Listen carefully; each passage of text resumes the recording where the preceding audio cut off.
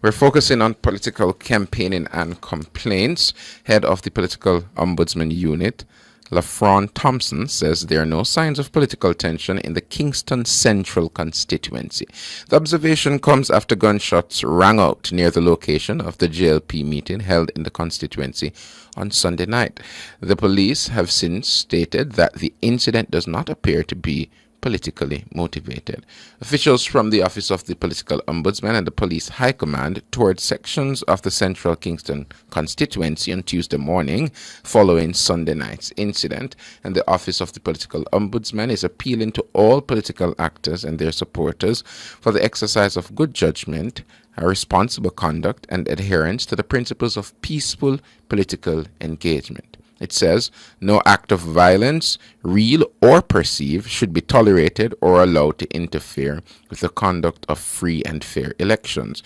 We're joined this morning by Registrar of the Political Parties and Liaison in the Office of the Political Ombudsman, LaFron Thompson. Good morning, LaFron. Good morning. Thank you for the invite. Good having you on.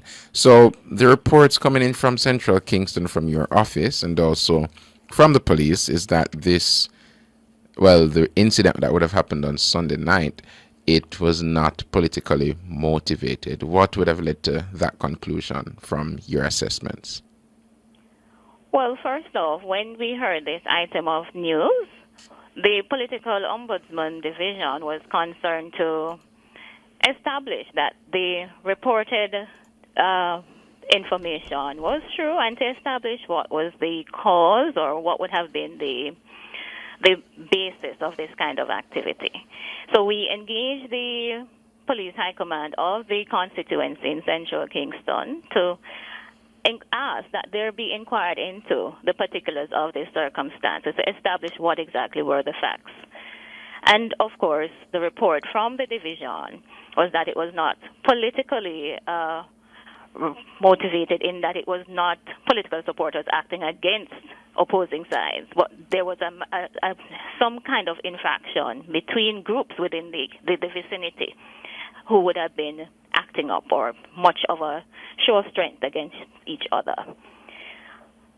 So the political ombudsman then having established, being informed of that, we would have had a visit to the area. Mm-hmm. And the visit had two purposes.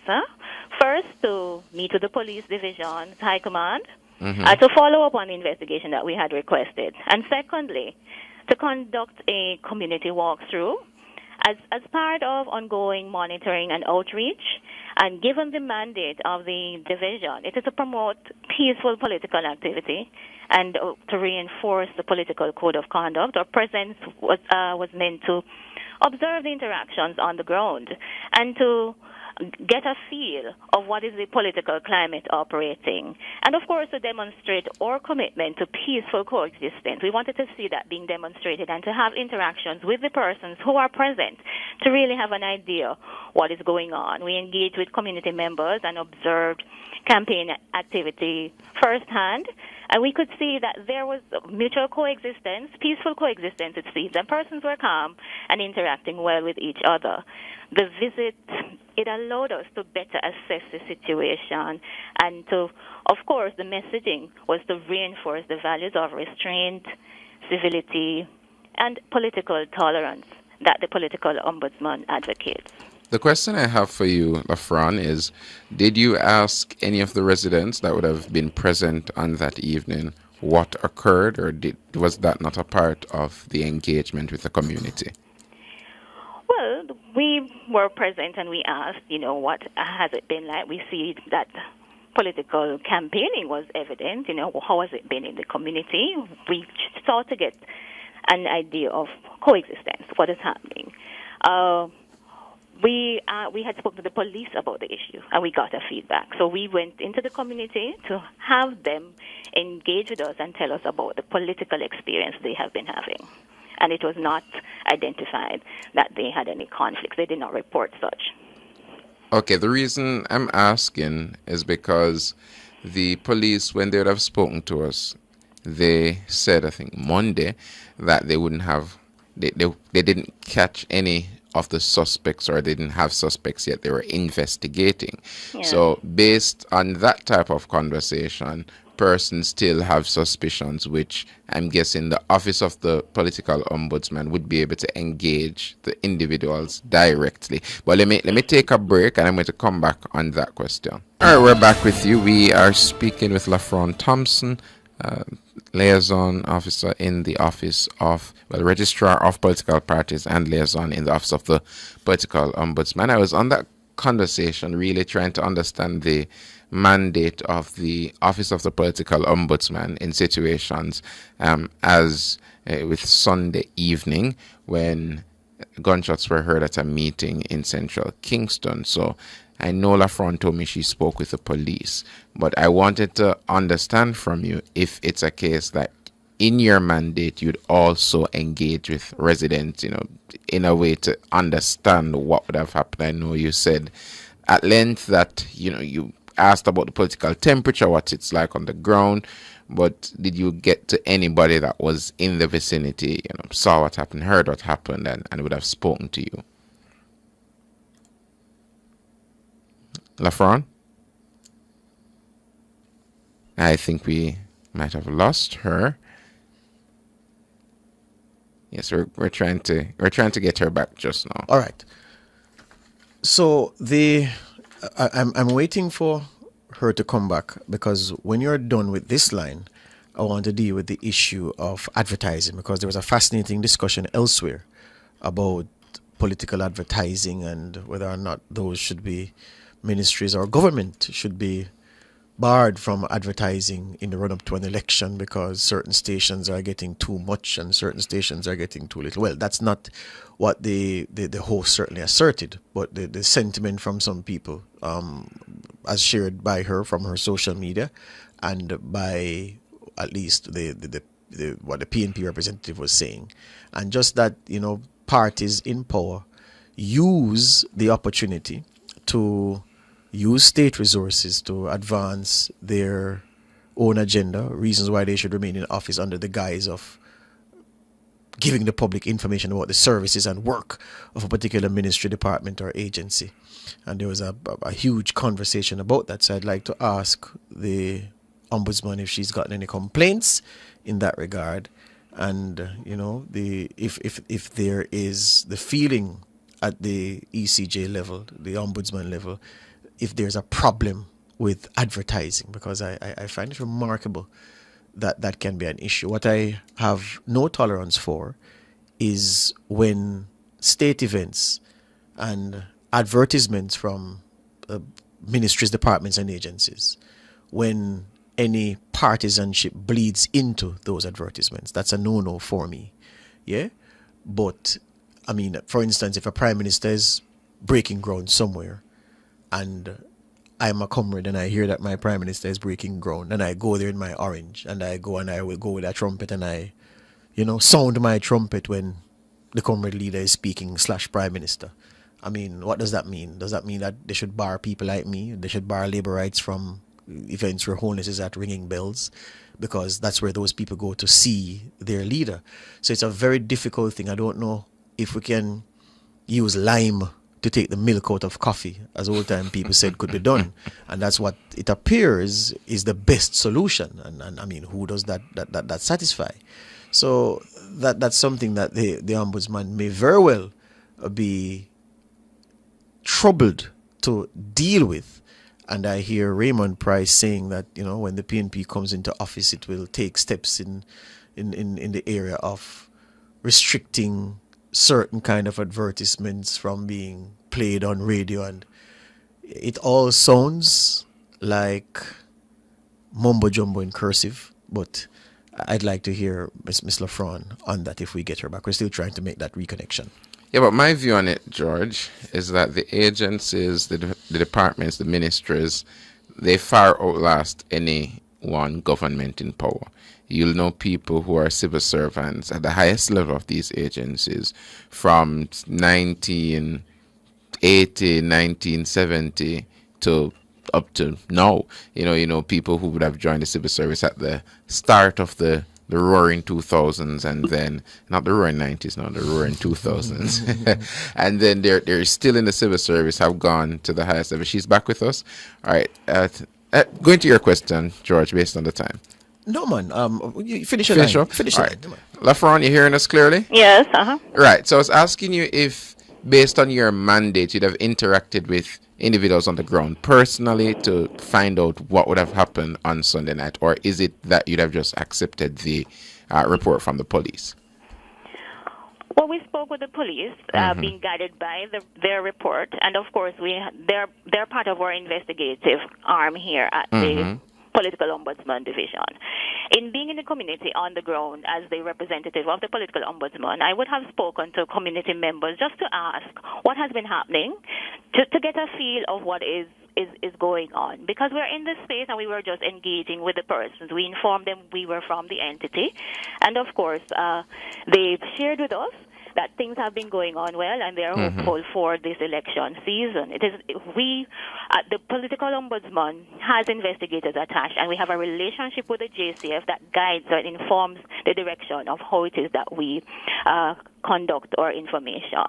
It is our mandate, in whichever form, to investigate and to ascertain the facts of different cases, and there are different methods. The police really being a help in this instance, and also the other private investigators that we have attached, that we give information as of how to seek information for the facts that we seek to unearth.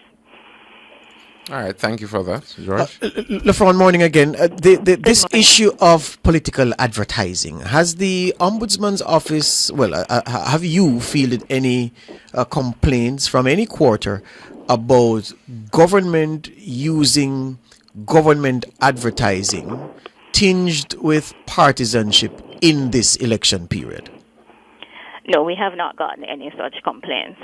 And I know you just to ensure that you're not only just responding to the specific question I asked, because you could say, well, George, no, I've not gotten any in the way you've described it. Have you gotten any complaints regarding political advertising at all?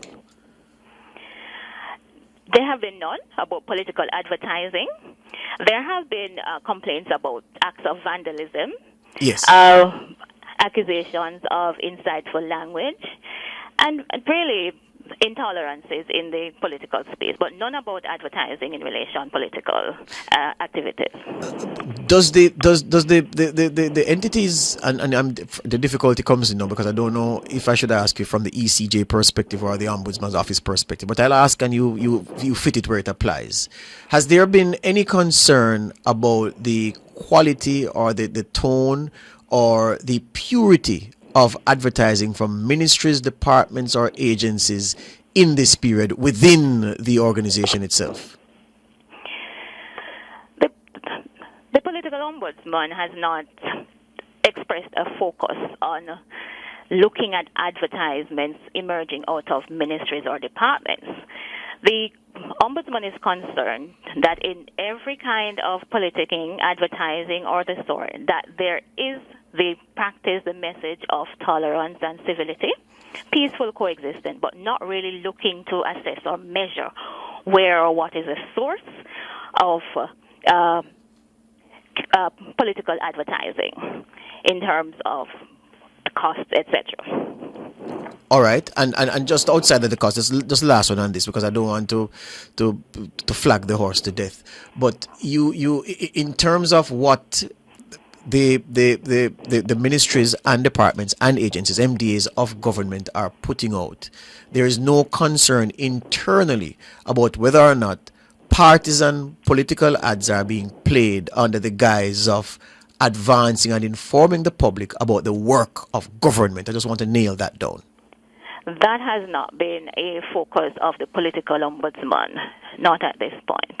All right, hear you on that. You spoke to the number of complaints you would have gotten, though, about vandalism, and this happens every political cycle. Would you say that at this stage of the campaign, which is not officially underway because we know that period between nomination day and election day is official, but would you say that you're running ahead of usual election periods, or you're about par? I wouldn't say we're running ahead. We are reading the environment. We're anticipating potentially what may happen. And we're looking at the activities in the field, and we understand what political rivalry can bring about. And of course, while persons, or it may be dismissed that these actions are sometimes minor and par for the course in competitive campaigning, they often become flashpoints for violence. They're in the political environment. They're marks of provocation. It can be read as intimidation, and it can fuel retaliation between rival supporters. So we strongly discourage these acts. We anticipate them, and we look when we're at this point. No, an election has not been called, and still we're having this kind of activity. So we remind what the political code of conduct requires. That is our guiding framework, and of course, outlining the expectations for respectful and peaceful political activity, urging restraint, tolerance, and the use of fair public spaces. That is always relevant before and after a political period. And so in anticipating what may happen, the political ombudsman is seeking to carry out its mandate in a manner that is timely and really reading the political temperature of the day. And the last one before you go, LaFron Thompson, this question is necessitated by the fact that there was so much discussion about this issue, the role that the ECJ is having to play, the new duties that you and a couple of colleagues have been tasked with to man this office. Administratively and from a practical point of view, are you coping with the demands placed on you as registrar of political parties and now liaison in the office of the political ombudsman? Are you and those tasked with this responsibility finding it wieldy from an administrative and a practical perspective? Well, George, I'd say that the office, I am handling the portfolio well so far. It's a work in progress, and you learn along the way. As the registrar of political parties, I was originally appointed to oversee registration, regulation and compliance of political parties under the law, to include campaign financing and financial disclosures. Most recently, my role was expanded to include liaison for the political ombudsman, where I coordinate the day-to-day operations of the division. In that I receive complaints, I lead investigations, we engage with stakeholders, and we prepare reports for the Commission's consideration. So it is a lot administratively, but it is not that which is above my capability, I'd say. While the 9-member Commission is the official ombudsman, I serve as the face and the operational lead in the division at this time. And it is a portfolio of which I am confident that I can handle. Yes, and just before you go, just remind us how many political parties to this point have registered to contest the election whenever it's called? There are 4 registered political parties. 4. JLP, PNP, JPP, and UIC? That is it, exactly so. All right, hear you on that. Thank you this morning, LaFron. All the best to you and the team. You too. Thanks. All right, good.